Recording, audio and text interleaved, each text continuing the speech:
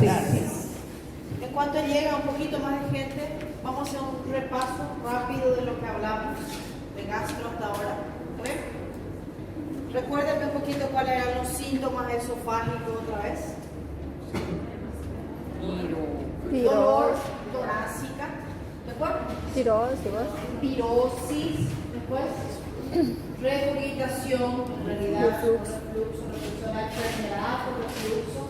El síntoma es regurgitación. Y el más importante, dificultad para tragar. Disfagia. Ese es el síndrome esofágico. Ahí ustedes van a ver alteraciones estructurales, van a ver alteraciones funcionales, van a ver enfermedades infecciosas en el esófago y van a ver algunos casos que son premalignos, inclusive requieren cirugía, ¿verdad? Endoscopía en un problema de esófago es vida. Recuerda que nosotros podemos tratar, medicar, curar, acompañar, ver las lesiones, todo, ¿sí? Y en tanto que en el estómago no hay mucha diferencia de lesiones porque hablamos de ardor, gastritis, que es lo más común, puede irritar la mucosa, pero esa pérdida del equilibrio, que es los factores protectores, versus un efecto dañino típico que es Aedes y Helicobacter pylori. Cuando se pierde esa guerra, el paciente tiene una erosión, ¿verdad? Y la enfermedad más interesante es la úlcera péptica. Y la úlcera péptica puede tener sus complicaciones, ¿sí? Síndrome pilórico, hemorragia. Y la úlcera péptica, en los varones mayormente, puede estar encima de un cáncer. Eso no se puede olvidar. Entonces, síntomas de úlcera péptica, yo puedo tratar sin endoscopía. Depende del caso. Paciente joven, que yo ya sé que ese paciente o es Helicobacter pylori o tomó Aedes, ese paciente probablemente va a ser una úlcera convencional. Pero paciente con síntomas de úlcera, que ya pudo tener una hemorragia o que tiene aquella triada clásica de cáncer, astenia, anorexia, adelgazamiento, ese paciente no puedo pasar del lado de la endoscopía. ¿Entendido? Entonces, si yo le pregunto, estudio a solicitar en la sospecha de úlcera, vean la edad del paciente, gente. Es obligatorio la endoscopía del joven. Viene Mirnia acá de 20 años, atleta, no bebe, no fuma, no sale, no respira. Todos los días come productos horneados. Así es, ¿verdad? Toma 2 litros de agua por día, agua mineral, con una rodaja de fruta adentro. Y viene con síntomas de úlcera. Eso es el estrés de medicina externa que tiene que pasar pedo. Solo eso. Entonces, ¿le hago endoscopía a ella? No. Porque yo sé lo que está pasando. Viene a mi otro paciente y dice, no puedo dormir, algo me quema, me da la garganta. El paciente tiene estrés, toma café, Red Bull, no funcionó el Red Bull ni el café, volvió a tomar más café, más Red Bull, hay más comida, igual se quedó dormido, se despertó arriba de su libro, no funcionó la absorción de conocimiento.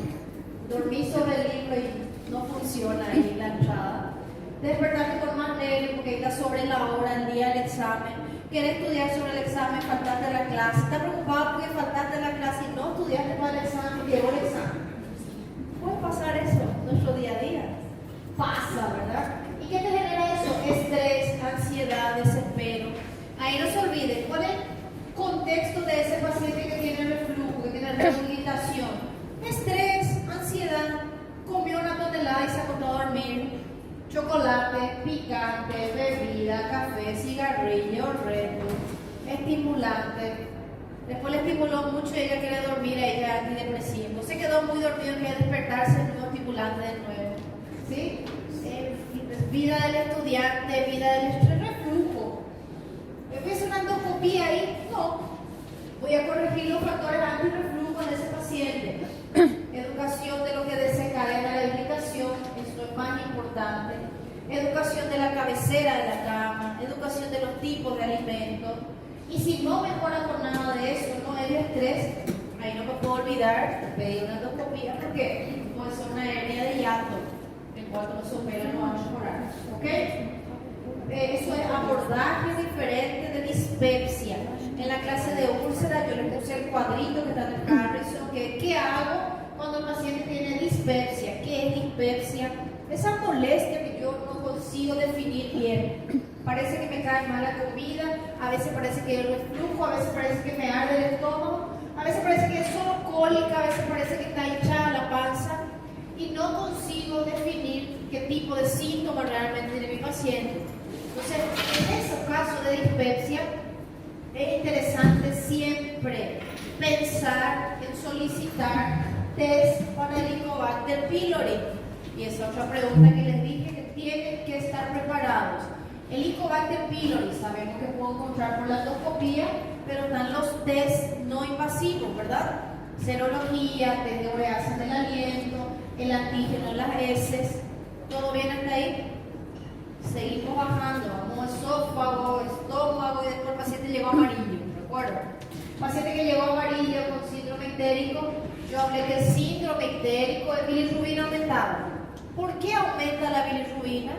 Se formó de más, el hígado no absorbe porque no tenía aquella proteína para absorber, hay un problema en la conjugación, hasta ahí es bilirrubina indirecta. Esa también es una pregunta. Causa de aumento de bilirrubina indirecta, hemólisis, hemorragia, eritropoyesis ineficaz, Gilbert, que eso te van a ver en la vida. El primer paso de bilirrubina alta del paciente Bart Simpson es saber si es indirecta o directa, ¿recuerdan? Señor, tu papá no se llama Homero Simpson. Esa es la primera pregunta que hay que hacer. Nunca me olvido de historia clínica. Porque en la historia clínica mi paciente puede llegar, aparte de estar ictérico, con dolor abdominal. Y no es solo dolor abdominal, es un dolor abdominal en el hipocondrio derecho que va y viene cada vez que el paciente come huevo, toma leche. ¿Sí? Entonces yo pensé ahí grasas en ese caso. Relación con las grasas, bilis, vías biliares, ¿recuerdan? Una litiasis, una litiasis de coledo, una colangitis o simplemente alguna patología biliar en ese paciente.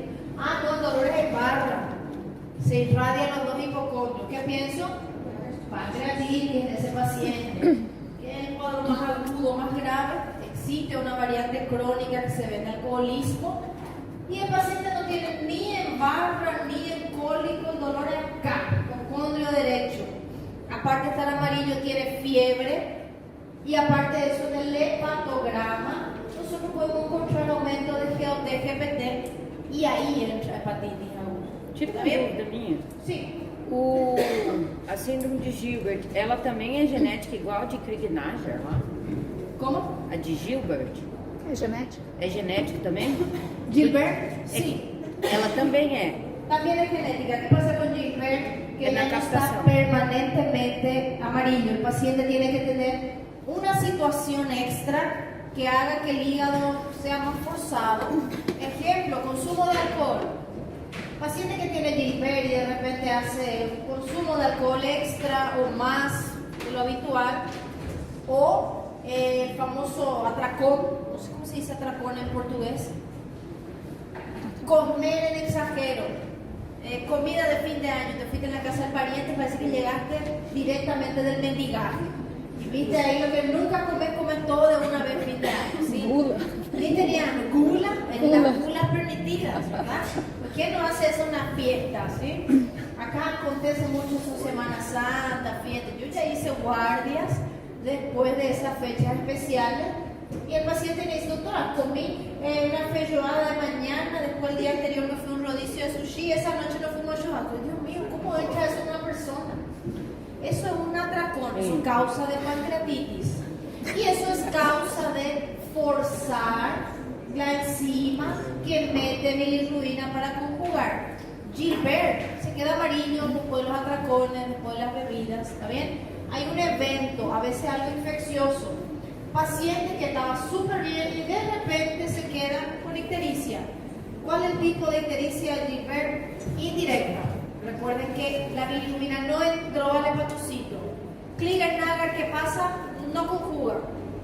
Dewey-Johnson, ¿qué pasa? No excreta. Son las tres genéticas que sí o sí tienen que conocer. Gilbert, Klinger-Nagar, Dewey-Johnson. ¿Ok? Seguimos nuestro paciente. Entonces, ¿qué cosa sería una paciente con daño hepático? Entender que el hígado, no se ve muy bien acá en la imagen, pero este es un modelo de hígado que está batallado, ¿verdad? El hígado relacionado con las emociones, los sentimientos. En los libros antiguos, recuerden que la medicina va siempre muy relacionada a la historia. Para entender todo lo que sucede, usted tiene que ir leyendo. Claro, después que pasan los exámenes, eso es más emocionante, ¿verdad? Pasé el examen, ahí me siento a leer esa parte de la introducción chata del libro y hay cosas interesantes. El hígado se le atribuía mucho como el órgano más poderoso, porque antes de descubrir todo se sabía que el hígado producía metabolismo. Pacientes que tenían enfermedades más crónicas siempre estaban con el hígado aumentado. Y las primeras necropsias lo que empezaron a ver fue eso, problema acá del hígado. Después hicieron la correlación, pacientes que se mueren amarillos, el hígado también está inflamado. Entonces ahí dijeron, no va, acá hay un pigmento que se acumula y siempre había un componente místico en la historia, ¿verdad? De principio no se sabía que todo era enfermedad. Entonces se hablaba de que el hígado era el lugar de los deseos, de la potencia sexual, de los sentimientos. Inventaba esta gente de antes. Encontraron hígado gratis y ya le atribuían emociones. Pero siempre interesante. Y esta es una talla del hígado donde había más de 40 segmentos. Y fíjense qué detallistas eran, porque ustedes saben que la estructura hepática es realmente así, ¿verdad? Una estructura de muro. Acá, semana que viene, nosotros vamos a hablar de cirrosis. Y necesitamos conocer la organización del hígado, porque cuando esto se pierde, ahí también puede haber un síndrome ictérico simplemente por pérdida de la estructuración. Eso desde época de egipcio, el templo de Babilonia, donde ya se podía catalogar al hígado como órgano organizado y se veía en todas las personas que ellos veían que se morían de enfermedades, el aumento de tamaño. Pensemos un poquito, ¿de qué será se morían esas personas en aquella época? ¿Qué piensan? Época antigua, egipcios. Infecciones en parte, pues claro. Solamente hepatitis que aumenta el hígado, ¿qué crees? Solamente virus de hepatitis ataca el hígado, ¿sí o no? Não. ¿Qué puede atacar el hígado? A insuficiência cardíaca também pode causar infarto mecânico. Infecciones estoy hablando, infecciones. Parásitos, con certeza. Recuerden que en aquella época no servían los alimentos, no había leche pasteurizada, nada. Era de las tetas ahí del animal al vaso y ahí tomaban su leche. El agua del río donde 5 minutos alguien está orinando, ¿sí? Tomaban una agüita con fasciola hepática. Eso era la realidad. Entonces, cuando empezaron a ver que las personas que fallecían en alguna enfermedad tenían hepatomegalia, empezaron a descubrir la importancia de ese órgano. Bien, repito, conocer la estructura lobulillar me justifica. Nosotros ya hablamos, recuerdan, hepatocito, conducto, ¿verdad? Cuando hay inflamación se cierra el conducto, aumento de bilirrubina. ¿Cómo se llama esa retención de flujo biliar? Colestasis. Cualquier retención es estasis. Estoy hablando del colero, o sea, de vías biliares. Entonces eso es colestasis. Hepatitis, colestasis, porque entre un hepatocito y otro hay un trayecto bien tubular. La luz está muy buena. Queremos apagar esta luz de enfrente para que no brille, por favor. Gracias por la energía. Gracias. Ahí está bien. Entonces, voy a ir pasando esto de historia, para ustedes leer. Entender un poco qué cosa es hepatitis aguda. Un proceso inflamatorio, pero hay que entender esto. Necroinflamatorio. Cuando hablo de aguda, en esta enfermedad no es 5 días, una semana, 15 días, porque la mayoría de los cuadros febriles agudos que nosotros conocemos, tipo neumonía, infección urinaria, infección de la piel, duran una semana, gente. Las hepatitis son agudas hasta 6 meses. Primer detalle que me tengo que recordar. Se sigue llamando hepatitis aguda al proceso inflamatorio que implica necrosis del hepatocito hasta un periodo de 6 meses. Necrosis hepatocelular difusa. Quiere decir que todo el parénquima está comprometido. Y ustedes también recuerdan que hablamos que cuando se distiende la cápsula de Gleason, ¿cuál es el síntoma que el paciente tiene? Dolor. Es un dolor que no sabe explicar, que parece que le hinca, porque una cápsula se está distendiendo. ¿Está bien? ¿Cuál es la causa de hepatitis? Los famosos virus de hepatitis o hepatotropo, 90% de las veces es la causa. Hay otros virus específicos, citomegalo, Epstein-Barr. Puede haber infección por parásito, hongo, bacteria, rickettsia. Puede haber afectación por medicamento. Y hay que entender algo más. Hay ciertas enfermedades y dos de estos virus que pueden evolucionar a cuadro crónico. Ya les adelanto, hepatitis B y hepatitis C. Por eso tanto empeño en, vi un paciente amarillo, puede ser hepatitis solamente, ya sabemos que no. Pero cuando yo descarté prehepático, colestasis, neoplasia, tumores, y veo que el paciente realmente tiene necrosis hepatocelular, yo sé que es hepatitis, sí o sí hay que conocer serología. Y acá vamos a entender un poquito de eso. Entonces yo le voy a preguntar en el examen, diagnóstico diferenciales de la hepatitis. ¿Qué significa esto? Causas de hepatitis, no es solo en los virus de hepatitis, otras causas, y recordar que puede existir un cuadro crónico. Inclusive, por culpa de la gestación, se describe síndromes asociados al embarazo, hasta la preeclampsia y una complicación. ¿Cuál era? Síndrome de HELLP. ¿Recuerdan HELLP? Hemólisis asociada con plaquetas bajas y elevación de enzimas hepáticas en un caso de una preeclampsia complicada ahora, ¿verdad? Entonces, virus virales, entender que existe transmisión oral y transmisión parenteral. En transmisión oral A y E, A súper frecuente en la infancia, el más común, de repente más asociada a condiciones de higiene inadecuada, mismos factores de riesgo que Helicobacter pylori. ¿Recuerdan que hablamos todo eso? Que el Harrison nos pegaba por nuestra cara, que decía, factor de riesgo para tener a H. pylori nacer en un país pobre. Yo no elegí nacer acá. ¿Por qué Harrison me llama de pobre en mi cara? ¿Sí? ¿Dónde naciste, Sumi? Paraguay. Tener un factor de riesgo ya para hepatitis, ya para H. pylori. Si el Harrison dice, tengo que aceptar, no tengo otra alternativa. ¿Entendieron? Transmisión fecal oral siempre tiene que ver higiene. No me olvido de y embarazo, ¿verdad? Virus de hepatitis es peligroso. En la gestante se supone que en la población normal no hay riesgo. B y C son virus que van a la cronicidad, y el D, un delta, un satélite, es un virus que va asociado al B. Vamos a hablar de todo eso, ¿bien? Entonces, ¿cuál es el cuadro clínico? Nosotros tenemos varias formas de hepatitis. No hay algo así específico que yo te diga, tengo que empezar a ver mi paciente. El cuadro difícil de ver es anictérico, porque generalmente yo pienso en hepatitis cuando el paciente es amarillo. Toda la clase anterior, lo primero que yo pienso cuando hay síndrome ictérico es, ¿qué problema está en el hígado? Recuerdan que hablamos que yo ya quiero hacer un ultrasonido de hígado cuando el paciente llega amarillo, tengo que pisar el freno, ver cuál bilirrubina está aumentada, descartar otras causas y ahí pensar en hepatitis. Fíjense qué difícil. Anictérico.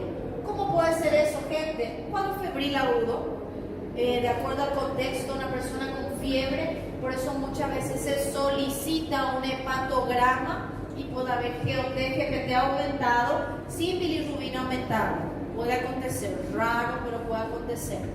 La forma común, que es la que yo le voy a preguntar, porque es la que sí o sí tenemos que saber, colestásica, puede haber una necrosis submasiva, esto es peligroso, ¿sí? Porque si hay necrosis empieza a haber insuficiencia, una forma no resuelta que va a evolucionar a algo más crónico, y lo más grave, que solo se soluciona con trasplante, por suerte, raro, es la fulminante. Una de las preguntas que había salido en mi examen de ingreso era fulminante y frecuencia de fulminante. Por suerte menos de 1%, ¿bien? Yo el micrófono está medio bajo. Alza un poquito. Reforzando Conversa eu sei. Mi Dios. Jonathan que sabe. Jonathan. Qual é? Deixa melhoroso. Hola, hola. E agora? Tampoco. Yo siento aquí. Ué, mas tá aumentando tudo aqui, ué. Já foi, tá no máximo. Entonces, bueno, ¿no será que mi voz me va a fallar, por supuesto? En fin, si acaso no me escuchan, me voy a pedir que vengan acá más cerca mío. La forma nictérica es un hallazgo por laboratorio. Recordar que la forma sin nictericia se ve más frecuentemente en niños. ¿Está bien? La cápsula se puede distender más. ¿Hay inflamación del hepatocito? Hay. Es como si yo tuviera una fila de sillas acá, el conducto en el medio y otra fila acá. Si se inflaman los hepatocitos puede crecer, pero la sala es grande. En tanto que en el adulto eso está un poquito más fibrótico. Cuando se inflama el hepatocito, ella corre para el medio. ¿Entendieron? Y es más fácil que en el adulto exista la colestasis intrahepática. Entonces, en el niño, y la forma más común son los casos de hepatitis A, que es transmisión fecal oral. Entonces, transmisión fecal oral, hallazgo por laboratorio, más común en niños, forma sin ictericia. Esta es la forma clásica de cualquier virus que llegue al hígado. Cualquier virus que incluye dengue. Cualquier virus incluye citomegalovirus. Y los 5 virus de hepatitis. Primero hay una fase clásica que se llama prodrómica. Y esto es súper difícil, porque en la fase prodrómica el paciente tiene ¿qué cosa? Síntomas generales. El paciente puede tener un cuadro que parece gripe. Y si se fue a consultar ahí, dice, tenés gripe. Y peor, te doy paracetamol, no pierdas con fiebre. Toma un paracetamol para tu gripe. Y era hepatitis. Y se complica el paciente, ¿verdad? Entonces, en la época antigua la gente no se medicaba así por así. Entonces ya vieron a una persona de 3 días con fiebre sin tomar remedio. Estoy esperando para ver mi padrón de fiebre para decirle al doctor. No existe. La mamá ve que el bebé tiene un pico de fiebre y está corriendo en la emergencia y gritando porque no se le atiende y socorro y desespero, ¿sí o no? Entonces, es muy difícil ver una fase prodrómica sin medicarse. ¿Cómo yo pienso que una persona con fiebre, con manifestación general, con cuadro que parece gripe, va a ser hepatitis? Examen físico, gente.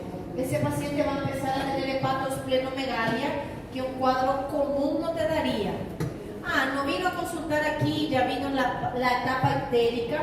La hepatitis tiene doble motivo para ser bilirrubina alta. Primero, el hepatocito inflamado conjuga menos.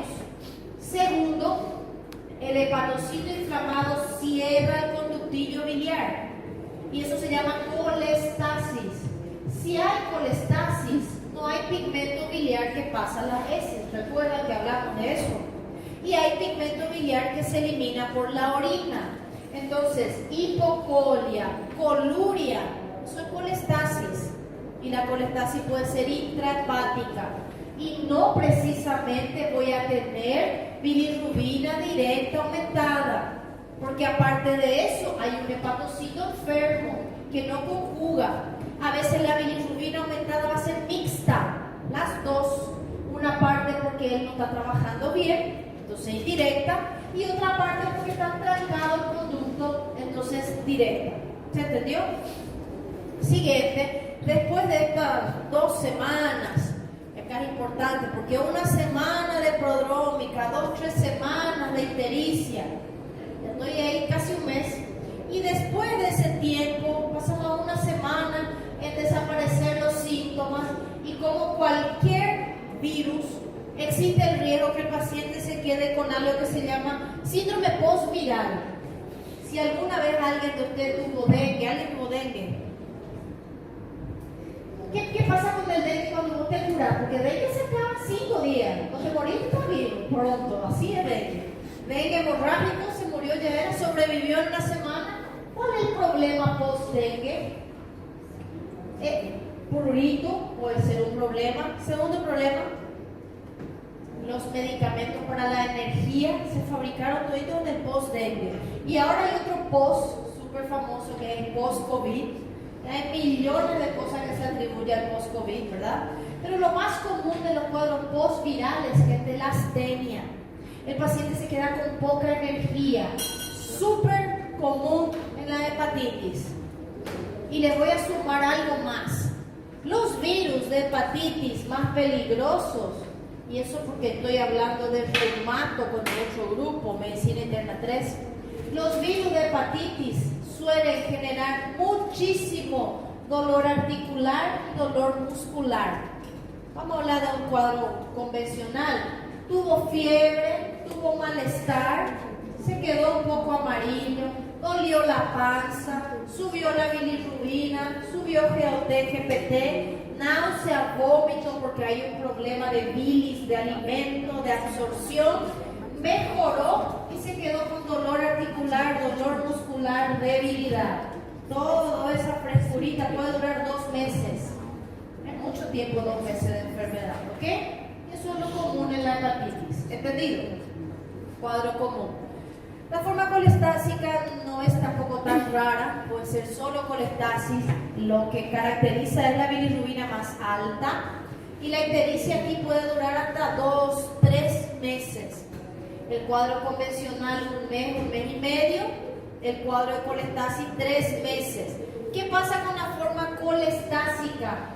Cuando hay colestasis, de repente no se absorbe bien la vitamina K y el paciente puede empezar a tener problemas de hemorragia. Recuerden que vitamina K preciso para factores de coagulación.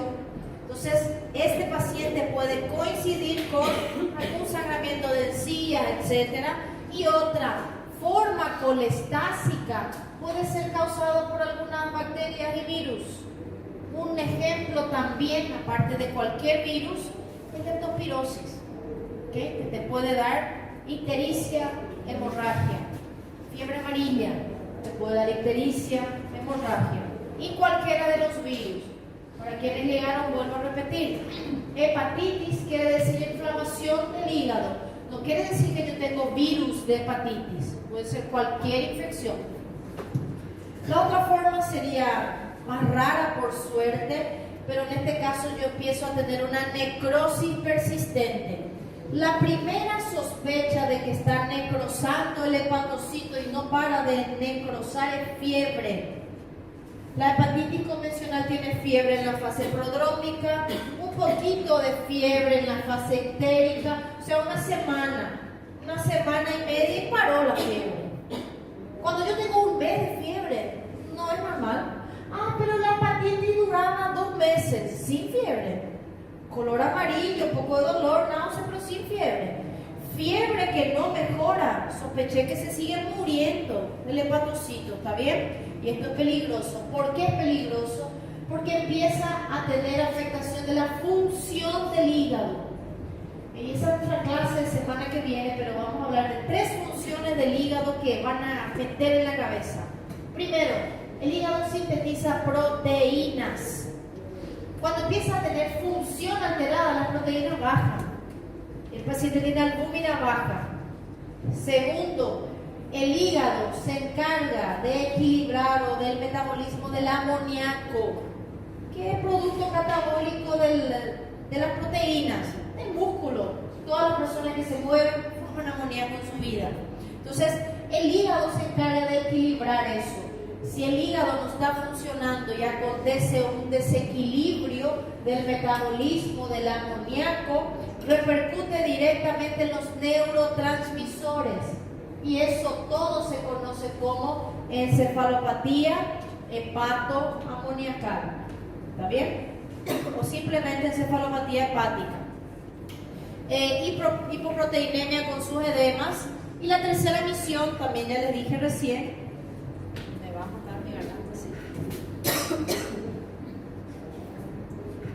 para completar esta comunión.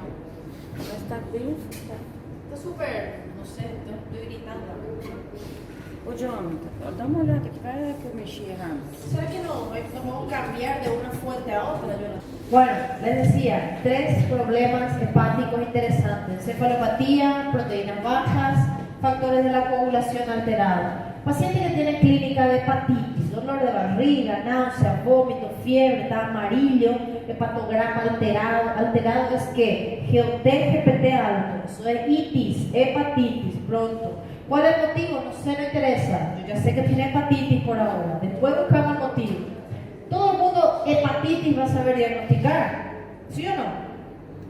Hepatitis es una enfermedad, síntomas prodrómicos, dolor de barriga, náuseas, dolor hepático, ictericia. Confirmé cómo, laboratorio, hepatograma, GOT-GPT alterado. Puede haber un poco de colestasis, puede haber bilirrubina directa alta, puede haber. Mi paciente empieza a tener fiebre, no mejora y la función del hepatocito se altera. ¿Cómo yo sé que la función se alteró? Proteínas bajas, alteración de la coagulación, encefalopatía. Eso tengo que sospechar que la hepatitis está evolucionando a necrosis y biopsia es el diagnóstico. Gente, esto es peligroso. ¿Por qué? Porque puede evolucionar a dos cosas. O no se resolvió, pasaron unos meses y el paciente puede llegar a tener hepatitis no resuelta. Esto todavía es bueno porque soluciona, solo que el paciente ocasionalmente eleva transaminasas. ¿Por qué no me preocupa? Porque la biopsia me va a decir que hay una inflamación aguda. No hay insuficiencia hepática. La función del hepatocito recuperó. Pero TGO y TGP está alta. Eso no mata. ¿Está bien? El hígado está con una hepatitis aguda. Problema, no puedo sobrecargar. Si una mujer no va a tomar su anticonceptivo, tengo que vigilar qué antibiótico le voy a dar a esa paciente. No voy a usar paracetamol. Está con un cuadro de inflamación y él va a resolver. Segundo problema de una necrosis del hígado que puede evolucionar a la forma fulminante. ¿Quién hace hepatitis fulminante? Todo menos el C, ¿está bien? Hepatitis C. C de cáncer, recuerden de esa forma, ¿bien? Hepatitis C difícilmente hace un cuadro agudo fulminante, y acá era la pregunta que les decía, porcentaje de hepatitis fulminante de acuerdo a los tipos de virus, y preguntaba si el virus tipo A podía ser hepatitis fulminante. Sí, aquel virus del agua contaminada vía oral, supuestamente benigno, sí puede ser hepatitis fulminante. Esto solo se trata con trasplante, porque hay una falla aguda. ¿Qué significa falla? 3 elementos que voy a repetir de vuelta: proteínas bajas, encefalopatía, alteración de la coagulación, que eso es TPT prolongados. ¿Por qué? Porque el hígado dejó de formar factores de la coagulación. 3 análisis que me hablan de función. Siempre pregunto eso en el examen. Estudios que me hablan de función hepática. No es GPT, no es bilirrubina, no es fosfatasa, es proteínas, es coagulograma. Eso me habla de que el hepatocito está o no está funcionando. ¿Entendido? Só o coagulograma, então? TTP realmente, ¿verdad? El tiempo parcial de tromboplastina asociada a caolín, ¿sí? TPTA. Y el tapping, que sería tiempo de protrombina con INR más específico. Semana que viene hablamos de nuevo de eso, porque forma parte del score que se llama Child-Pugh, que es el que se usa para validar cirrosis. Justamente yo pido proteína y coagulación para saber si el hígado funciona. La mayor parte de las veces cuando se le pregunta a alguien, ¿cómo sabes si el hígado funciona? Vamos a pedir GOT-GPT. Eso no habla de función, eso habla de inflamación. São cosas diferentes. Mas então, se caso cair essa pergunta, pode colocar só as siglas? TP e TPP? Não. Não? Não pode. O que eu vou colocar? Aviso, están avisadas. Também vai ter sigla. Tiempo de protrombina, gente. Si me coloca coagulograma, está más lindo. O crisis sanguínea. ¿Por qué no la sigla? Porque en Paraguay se llama TP y en Brasil se llama TAP. Si voy a poner TAP Paraguay, nadie va a saber qué es. Si voy a poner TP en Brasil, también no saben qué es. Opa, más lindo, coloco crisis sanguínea, coagulograma. Ahí no hay vueltas. Ahí está mejor. ¿Entendido? É menor a 1%, professor. ¿Qué cosa? Menor a 1%. Fulminante, fulminante menor por ciento. Fulminante menor por ciento. E assim não dá ela, no caso ela. Raro, difícil ver hepatitis fulminante. Yo vi un caso, murió, 20 años, paciente joven, nada que hacer. No hay trasplante que se consiga en un país como Brasil en 5 días. Difícil, ¿está bien? Bueno, hepatitis por drogas y tóxicos, claro que existe, ¿verdad? Recordar que puede haber toxicidad directa, pero puede haber algo que se llama mecanismo inmunológico o también idiosincrasia. Ejemplo más común, el gas, inhalación de anestesia, te puede dar una hepatitis fulminante. Malísima suerte, tras de operarte, saliste sin hígado. Con tu prótesis ahí, todo lindo, pero sin hígado, ¿sí? ¿Puede pasar? Puede pasar. Por eso te mandan firmar ahí una autorización quirúrgica, ¿sí? Raro, pero acontece. Bueno, ¿qué nosotros tenemos que hacer entonces cuando hay una hepatitis aguda? ¿Cuál es la misión de un clínico general? Primero, ver por qué el paciente está con hepatitis, y este punto número 2 es tan interesante, gente. Hay función hepática alterada, hay colestasis, hay mucha inflamación. Yo voy a evaluar la gravedad. Entender que toda vez que yo encontré TGP, TGO alta, no es que el paciente tiene un virus, es una inflamación. ¿Por qué una persona puede tener TGP, TGO alta? Primera causa más común, medicamentos. Recuerdan que hablamos semana pasada, anticonceptivos, quinolonas, macrólidos, antituberculosos, que es más difícil que el paciente esté consumiendo, pero puede acontecer. Entonces, fármacos, tóxicos, bebidas. Descarté todo eso en mi historia clínica y ahí sí solicito la sorología de todo para ver si el paciente tiene los llamados virus hepatotrópicos. Los virus hepatotrópicos solamente son virus de hepatitis, de nuevo, no. Puede tener dengue, chikungunya, influenza, parainfluenza, Epstein-Barr, citomegalovirus, virus sincitial respiratorio, dije más de 3, puedo preguntar el examen también. ¿Ok? Lindo. Hay 20 preguntas que se pueden hacer acá solo de estos 2 slides que vimos, ¿bien? Diagnóstico diferencial de hepatitis. No es solo virus de hepatitis. Y la misión del médico es saber que el paciente tiene o no alguna que otra causa. Diferenciales de hepatitis virales. Fíjense, hepatitis reactiva, paciente con lupus, paciente con artritis reumatoide. Otros virus, ya coloqué los ejemplos, citomegalo, Epstein-Barr, dengue, chikungunya. Bacterias, leptospirosis, ¿sí? Eso puede dar alteración hepática. Medicamentos, antibióticos, anticonceptivos, paracetamol que todos conocemos.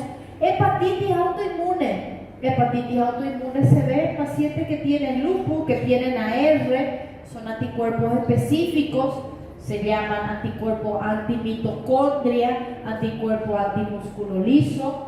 Y yo, lógico que no le pido eso a todo el mundo. Cuando yo busqué, no encontré virus, no encontré bacterias, no encontré fármacos, no hay una enfermedad activa, no tiene sepsis mi paciente. Entró por una neumonía, puede hacer sepsis y el hígado se altera.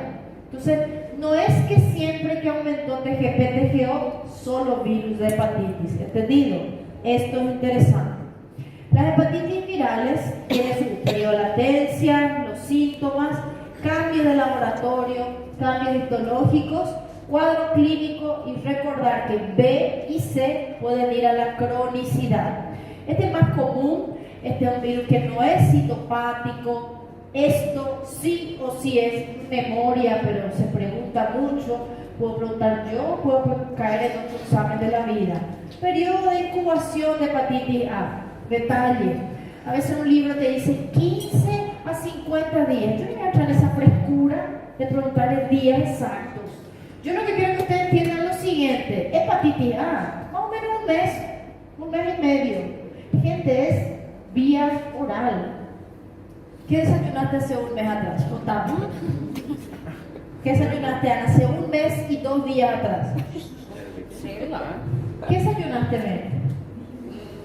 ¿Te acordás que desayunaste? Una vez le pregunté a un alumno, ¿qué desayunaste hace un mes? Me dijo, otra franga desfiada con huevo, no sé qué, estaba su novia a la vez así, doctora, come eso todos los días. Entonces, maldito, me arruinó mi aula del ejemplo ahí, ¿sí? Bueno, entonces, es como todo en la vida, ¿verdad? Lo interesante a veces no sabemos qué fue lo que desayunamos, pero podemos recordar que en eso vamos a transmitirnos alguna enfermedad. ¿Qué es importante? Yo te puedo decir, hace un mes viajé, estuve en otra ciudad, comí afuera, opa, eso puede ser un factor de riesgo. Pero entiendan que el paciente no se va a acordar exactamente qué día consumió el alimento contaminado. No es como una diarrea, gente. Una diarrea, ayer comí, y el paciente te cuenta en la consulta, ¿verdad? Doctora, comí un hamburguesa que tenía una hamburguesa, una mayonesa ahí que parecía que estaba medio ácida, medio pasada, y después de eso ya me dolió la barriga, vomité, tengo diarrea. Es fácil saber que es una intoxicación. Ahora, hepatitis A, vía oral, con este periodo de incubación, difícil saber. Bien, menor al 1% caso de hepatitis fulminante, en este caso 0.2. Otro detalle, no hay portadores crónicos de hepatitis. Te va a transmitir cuando el paciente está activo y a veces ni siente ni sabe. Por eso medidas de higiene son interesantes. Bien. El paciente puede tener en hepatitis A, 99% de las veces se recupera, claro, 0,2% de las veces hace un cuadro fulminante, prolongada pero no crónica. Esta hepatitis no va a más de 6 meses, puede haber una fase más aguda, vuelve y vuelve a tener síntomas. Puede haber colestasis, no es lo más común. Lo más común es el clásico cuadro de inflamación que se recupera, 99% de las veces, ¿sí? Nada diferente. ¿Cómo nosotros diagnosticamos la serología? Dijimos que hay una fase prodrómica, esto es días, ¿sí? Días, no semanas. Entonces en 3 semanas más o menos empieza la fase ictérica. Acá, cuando yo tengo fase ictérica, es el momento de mayor eliminación de virus en las heces, recordar que es fecal oral, y empieza a aparecer al mes y medio recién IgM, bien, que a los 2 meses se acaba. Cuando está empezando a bajar la IgM, ahí empieza a subir la IgG. Entonces, paciente que viene con IgM e IgG, ese se está curando, porque significa que está aquí. Paciente que viene solo con IgG, ya pasó la fase aguda con certeza, ya pasó los 2 meses. Paciente que viene con IgA, pasó del mes, probablemente ni transmite más. IgA, primera curva, cuando empieza a subir, dejó de eliminar virus. Gente, cuando el examen de sangre sale negativo, ahí es donde está transmitiendo. Entonces, ¿qué hay que saber? La clínica del paciente. ¿Y dónde está el virus? Heces. Muchas veces no sabemos, pero hay una básica recomendación de la vida que se llama hidroterapia jabonosa, alias lavarse las manos. ¿Está bien? Si le decimos al paciente que se lave las manos, con eso solucionamos la vida. No hay cómo diagnosticar aquí. No vamos a invertir dinero en pedir RNA del virus en las heces.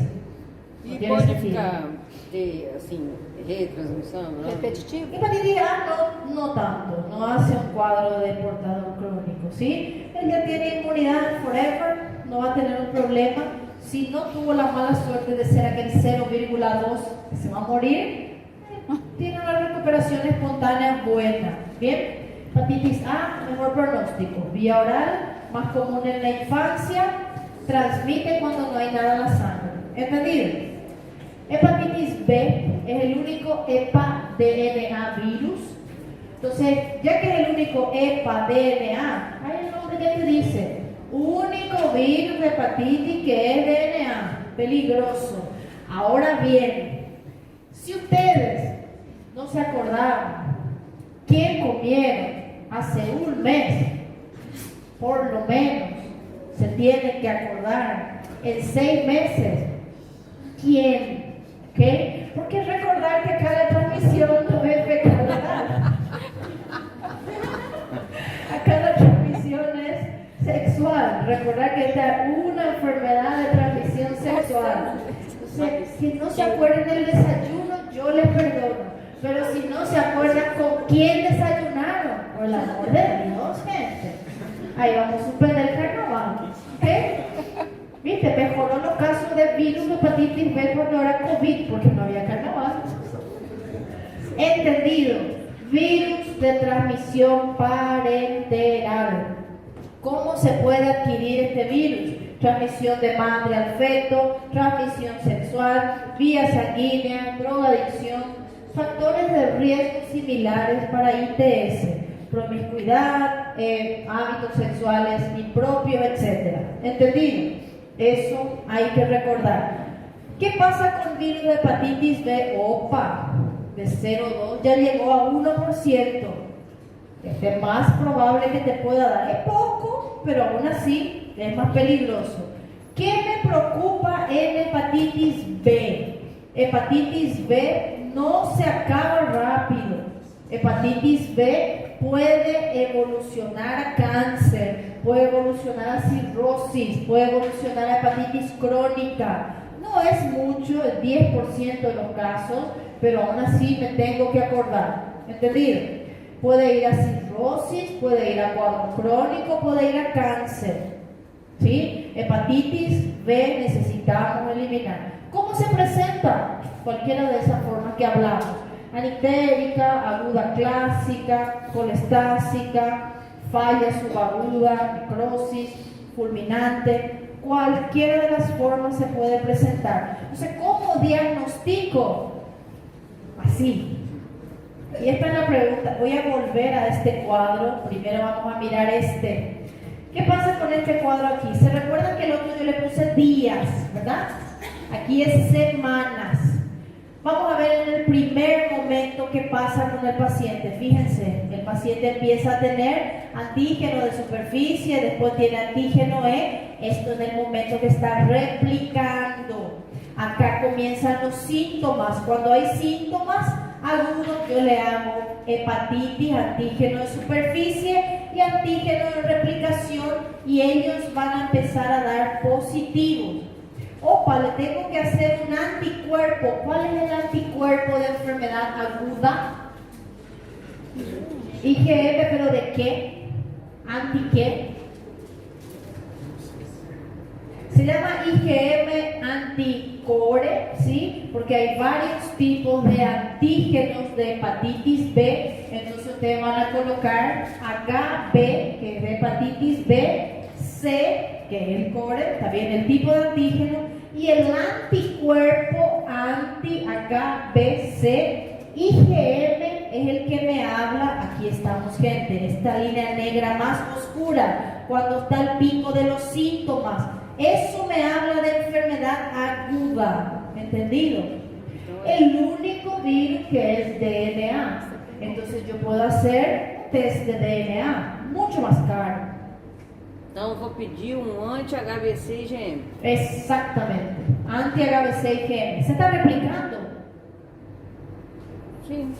¿No? Não. Yo hablé del antígeno de replicación. Entonces tenés que pedir un anti-HBC IgM y antígeno de replicación, HBE, ¿sí? Antígeno, E de hepatitis B. Y ya con eso tengo el diagnóstico. No, si hay una infección aguda hay antígeno de superficie. Entonces tenés que pedir HBS, antígeno. Já peço tudo uma vez, ué. Pedí todo de una vez y todo viene positivo. ¿Qué tiene? Hepatite. ¿Hepatitis en qué momento? Ativa. No. Ai. Ahí está la respuesta. No tem. Ahora volvemos a entender. Paciente que tiene una infección aguda, tiene anti-HBC IgM.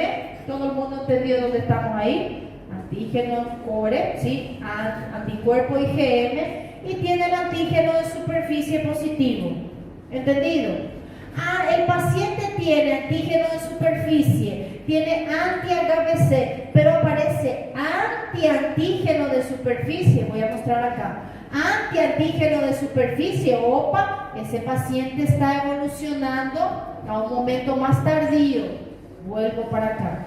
Esto puede ser convalescencia. Entonces vos no podés decirme que todas las veces que aparece anti-HBC IgM es infección aguda. ¿Hay que pedir todo? Sí, pero necesito correlacionar. Infección aguda es HBs, antígeno, anti-IgM core. ¿Entendido? Eso es infección aguda. Infección crónica. ¿Cómo va a ser infección crónica? ¿Cuál es el anticuerpo de infección crónica? Vamos a mirar aquí. Cuando yo tengo un cuadro más crónico, vamos acá en estas semanas ya, estoy hablando de 30 semanas, no de meses, ¿está bien? Pasaron los 6 meses aquí, miren el anticuerpo de cronicidad, puede ser el total, y por supuesto si hay total es porque hay IgG. Entonces, infección crónica, IgG, HBs, antígeno core, o sea, anticuerpo anti-antígeno core de hepatitis B. IgG, infección crónica. Pregunta del examen. Otra pregunta del examen. ¿Cuál es nuestra marcación de una infección aguda? Antígeno de superficie. ¿Cómo yo sé que una persona ya tuvo hepatitis y ahora no tiene? ¿Qué tiene que tener una persona que ya tuvo hepatitis? Voy a volver acá para que no miren el gráfico. Perfecto, yo tengo hepatitis B. ¿Cuál era que te hablaba de infección activa? Exactamente, antígeno. Esto es infección activa. Si yo no tengo infección activa, que tiene que estar negativo. ¿Y cómo yo sé que yo ya tuve hepatitis? ¿IgG de cuál? IgG significa inmunoglobulina vieja. IgG contra hepatitis B de superficie, pero no fue ese que hablamos. El que nosotros hablamos fue el antígeno core. Esto es lo que tiene el paciente que ya tuvo hepatitis. Tiene IgG anticore. Y esto también es lo que tiene el paciente que se vacunó. ¿Cuál es la diferencia? El que se vacunó no va a tener inmunoglobulina contra superficie porque él nunca tuvo antígeno en superficie, porque él nunca tuvo infección. Entonces, si yo te digo, una persona tiene IgG, HBc, ¿tuvo hepatitis o se vacunó? Opa, depende. Ahí yo le pido que HBs, IgG. Ejemplo 1. Este tiene positivo, negativo, o sea que no está infectado. Y este acá también tiene positivo. ¿Qué es esto? Esto ya tuvo infección, pero ya se curó. Está negativo HBs. ¿Entendido por ahí? Entonces tiene una inmunidad porque ya tuvo la infección. Ejemplo 2. Vamos a colocar aquí vacunado. Esto sale negativo porque él nunca tuvo antígeno, nunca formó HBc IgG, pero tiene inmunidad. Más fácil. Quien le gusta aprender el cuadrito se va complicar, porque yo consigo complicar esto acá en una preguntita de marcar. No, yo no entendí nada. ¿Sí? No, puedo repetir, doctora. ¿Podemos repetir? Aquí, acompáñenme aquí. El antígeno de superficie me habla de enfermedad activa. Cuando yo tengo enfermedad activa, tengo antígeno de superficie. Me curé. ¿Cuál es la señal que me curé? Tengo anticuerpo, anti-HBs. Acá tengo el antígeno, acá tengo el anticuerpo. Una persona que se curó tiene ¿qué cosa? Antígeno negativo, anticuerpo positivo. ¿Entendido? Este se curó. Antígeno negativo, anticuerpo positivo. Se curó. Pero una persona que también se curó tiene IgG, por eso acá está total. Anticuerpo anti-antígeno core, por eso C. IgG, HBc. Positivo. Solo que este anticuerpo anticore también tiene positivo. ¿Quién se vacunó? ¿Cómo yo sé que este positivo acá es vacina o es porque tuvo la enfermedad? La diferencia está IgG, HBs. Volviendo para facilitar, aquí. ¿Entendido? Anticuerpo anti-HBs tiene positivo quien se vacunó y tiene positivo quien tuvo la enfermedad. ¿Cuál es la diferencia entre este y este? Que el que tuvo la enfermedad tiene anticuerpos antígeno COVID. ¿Qué tiene una enfermedad activa? No interesa si es aguda, crónica o convaleciente. ¿Qué tiene que tener positivo la persona que tiene enfermedad activa? Esto va a hablar de enfermedad activa, HBs. ¿Ok? ¿Podemos complicar más? No fui yo quien hizo eso, alguien complicó más, ¿sí? Existe otro tipo de antígeno, que es el antígeno de replicación. Cuando el paciente está en fase aguda, él tiene positivo el antígeno E de replicación. Paró de replicarse, quiere decir que mi cuerpo va a empezar a formar anticuerpo anti-HBe. Cuando el anticuerpo está positivo, él paró de replicarse. Cuando el antígeno está positivo, él se está replicando. Então, quando esse fica positivo, o outro fica negativo. Exacto. Cuando él está positivo, estoy en los síntomas. Paró de replicarse, el que se queda positivo es el otro. Aquí abajo dice lo mismo. Está todo escrito, ¿no? En el libro también está todo escrito. Hay que a veces leer, el libro no quema, no duele, no te deja ciego. Leer y da gusto, no aprendemos. Y lo mejor, cuando llega aquel churrasco que te pregunta, ¿qué tengo? Y a Ana era su médica que dijo, voy a pedirle todo. Ahí Ana le mandó pedir HBe antígeno, anti-HBe, HBc, IgM, IgG y total. Antígeno de superficie, anticuerpo antisuperficie. Doctora, usted quinto año de medicina, por favor, le decía, ahí ya era, no el asado, ¿sí? Ahora no el asado. Este es peor que bilirrubina alta. Entendido, hay que estudiar, ¿sí? Seguimos, virus D de Delta.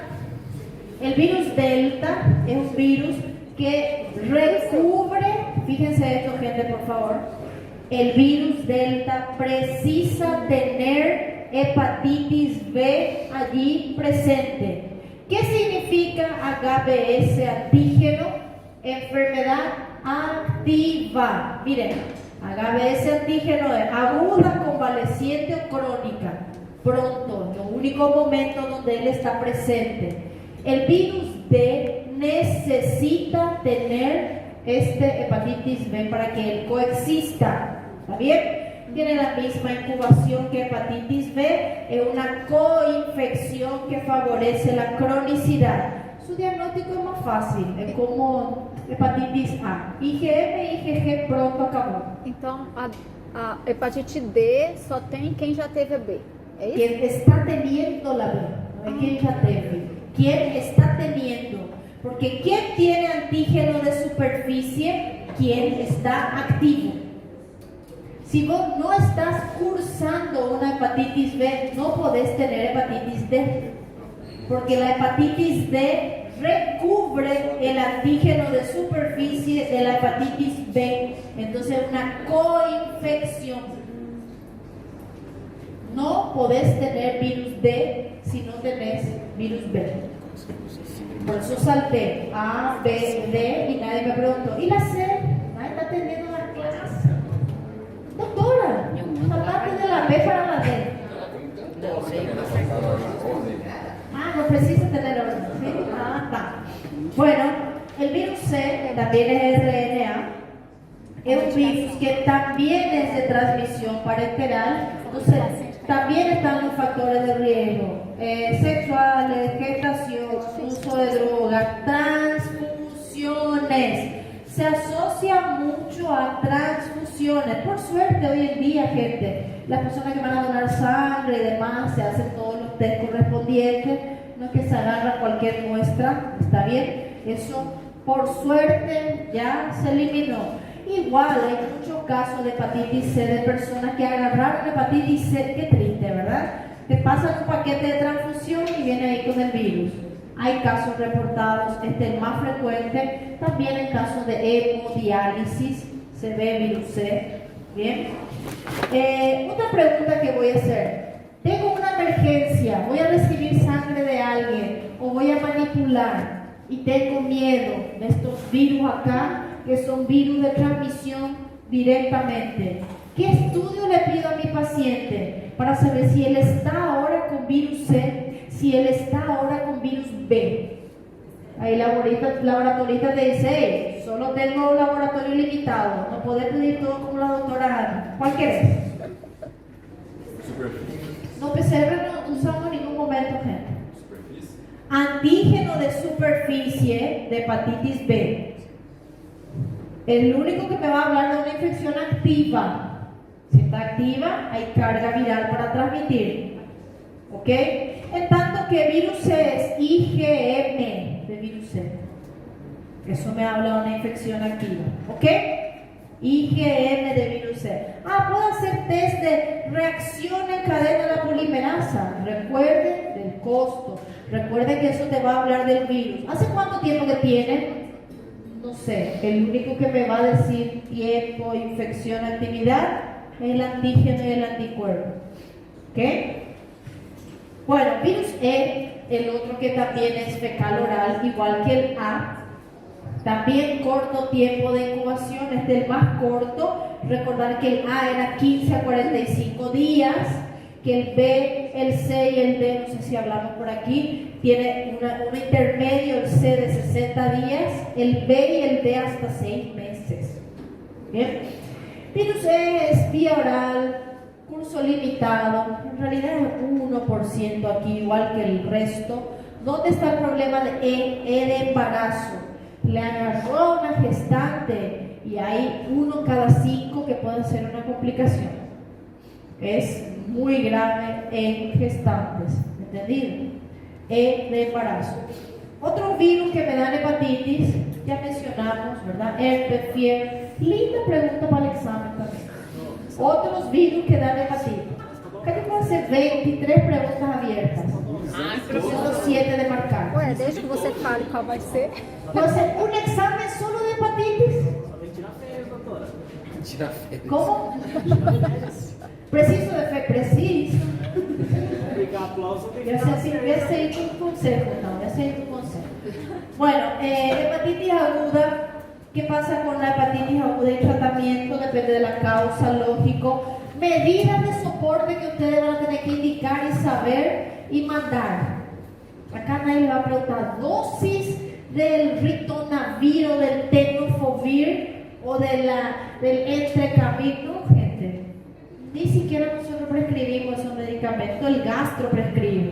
Ni en Paraguay ni en el sur. Eso no se libera en la farmacia como si nada. Ahora, llegó tu paciente con hepatitis que está con dolor, con fiebre y con vómito. Ese es tuyo. Deshidratado, con dolor, con fiebre, con vómito. Eso yo tengo que saber usar. Bien. Entonces, vigilar la conciencia, que puede sangrar, vigilar si no hay edemas, esto es señal de fulminante, ¿me acordé? Sangrado, hipoproteinemia, encefalopatía. Sangrado, hipoproteinemia, encefalopatía. Sangrado porque no hay factor de la coagulación. Hipoproteinemia porque no forma albúmina. Encefalopatía porque hay problemas con el amoníaco. Si dije 3 veces, puedo pedir música fantástico, puedo preguntar el examen. ¿Está bien? Entonces, hidratación. Si el paciente vomita, obvio que va a ser parenteral. Recordar de la dieta hipercalórica con baja grasa, que no tiene bilis. No le puedo dar fritura al paciente con hepatitis, por el amor de Dios. ¿Ok? Paraguay hay una anécdota ahí. Había la creencia de que todas las personas que tenían cualquier síndrome ictérico se le tenía que dar de tomar algo bien ácido, bien fuerte. Y a las pobres criaturas le daban limón o lima de Persia o aquellas naranjas agrias, ácidas. Un jugo de eso así, libre, para purificar el hígado. Imagínense que todavía apoya, señora, no precisa darle nada de eso a su hijo. Le vamos a dar una dipirona y una metoclopramida y va a funcionar igual.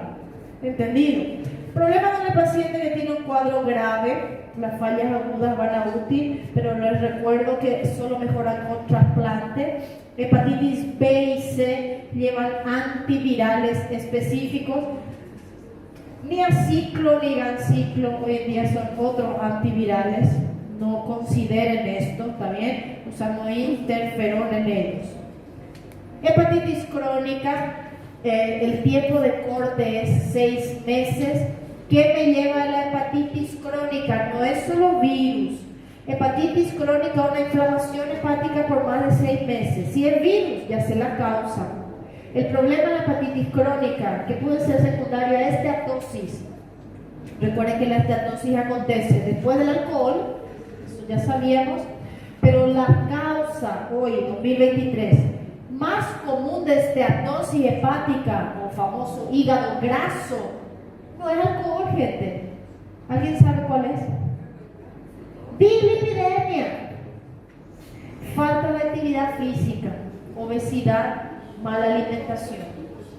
Lo mismo que causa infartos, causa esteatosis, te puede causar hepatopatía crónica, te puede causar cirrosis. No hacer actividad física, comer mal y estar en sobrepeso. Si no te morís de infarto, te morís de cirrosis. O sea, le espero mañana a las 5 de la mañana conmigo en el 5 y 5, porque llego 5 y 5. ¿Está bien? Hepatopatías crónicas, no voy a pedirles detalles de esto. Ya aclaro para que no se desesperen. ¿Por qué, gente? Porque esto hay que entender que no es solamente virus B, virus C. Miren todas las enfermedades que hay. Eso muchas veces tratamos de biopsiar al paciente. Las enfermedades llamadas acumulativas. Hay enfermedad que acumula glucógeno, proteína, nucleócidos, un montón de cosas. Hierro, hemocromatosis, Wilson, Niemann-Pick. Muchas enfermedades que causan daño crónico, ¿sí? Causas de fármacos que son hepatotóxicos. Esto hay una lista gigante de lo que nosotros vemos frecuentemente. Están antibióticos, el famoso paracetamol, pero hay otros medicamentos que son olvidados. Aparte de los antibióticos, otra gran familia son los anticonvulsivantes, muy hepatotóxicos en su mayoría. Recordar otro medicamento de día a día, amiodarona. Amiodarona, gente, es el antiarrítmico de la persona que no sabe nada de arritmia, porque usa amiodarona y 90% de las veces va a funcionar, porque él es un antiarrítmico de arritmia auriculares y ventriculares. Ahí si yo no sé qué le voy a dar, le doy amiodarona, 9 de cada 10. ¿Sí? Entonces, amiodarona está en todos los protocolos. Muchísima gente usa y ni precisaba, pero no le va a matar al paciente. Problema con fármaco de protocolo que todo el mundo usa. Esto es un fármaco hepatotóxico que se elimina por citocromo P450. Tomó amiodarona y estaba tomando una citromicina junto, y era una mujer que tomaba anticonceptivo. Ayer tuvo fiebre y tomó paracetamol, y el sábado se fue al cumpleaños y tomó una cerveza. Ya la realidad, ¿puede pasar eso, sí o no? Tipo la teoría del reflujo que hicimos al principio. Entonces, recuerden ese detalle, ¿bien? Peligroso. Bueno, nosotros lo que más tenemos que diferenciar es que el paciente no tenga serología para virus B, para virus C, y voy a volver a hablar de esto semana que viene. Buscar manifestaciones de falla hepática. Aquí, gente, una endoscopía no va a ser para buscar úlcera ni reflujo, va a ser para buscar varices esofágicas como manifestación de hipertensión portal. Bien, pacientes muchas veces terminan en eso. Y creo que eso era todo. Voy a ir pasando algunos patrones que no vamos a hablar de eso. Y tratamiento farmacológico, esto cambió, así que tampoco les voy a exigir que aprendan tratamiento de hepatitis B y C. ¿Ok? Eso depende de cada protocolo. No es lo actual, y les digo porque hoy estaba leyendo antivirales. Hasta aquí. ¿Alguna preguntita? Doutor, não, eu tenho uma curiosidade, na verdade. Quando você vai receber uma transfusão sanguínea, esse sangue passou por estudos. Existe Passou por tudo. uma ventana que, tipo assim, que não Existe. aparece? Ah, tá. Existe. El que no hay problema, que es más peligroso, es HIV. Porque si de repente está en una ventana y no apareció, la carga viral es muy baja y probablemente no persista. ¿Por qué? Porque yo estoy recibiendo glóbulos rojos separados. Recuerden que no se recibe más sangre total hoy en día, solo en extremas emergencias.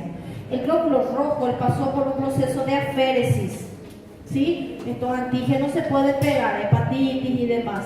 La carga viral muy baja que está dentro del linfocito probablemente no va a ser detectada. Baja es menor a 1000. Por eso, en el periodo de ventana, cuando él se replica dentro del linfocito, el HIV, y el paciente viene negativo, donó sangre, yo recibí, difícilmente yo agarro, porque no hay linfocito en esa sangre que yo recibí, ¿sí? Y muchas veces si hay riesgo, las transfusiones son leucorreducidas, que no se pegue ningún glóbulo blanco, solo concentrado de hemácias. ¿Qué es lo que se transfunde hoy en día? Concentrado de hemácias. Ah, pero puede haber un cuadro de repente en ventana. Puede. Siempre hay riesgo. ¿Va a ver? Bueno, esto es el tratamiento y acá es donde queríamos estar, pero no está. El tiempo no está así. Luces, por favor. Cámara, acción. Yes. Assim que eu não vou lançar lá, você já... Comer mucho dulce y hepatitis. Bueno, podría relacionarse más con transmisión fecal oral de hepatitis A, pero el dulce en sí no te genera un virus, no te predispone a nada extra.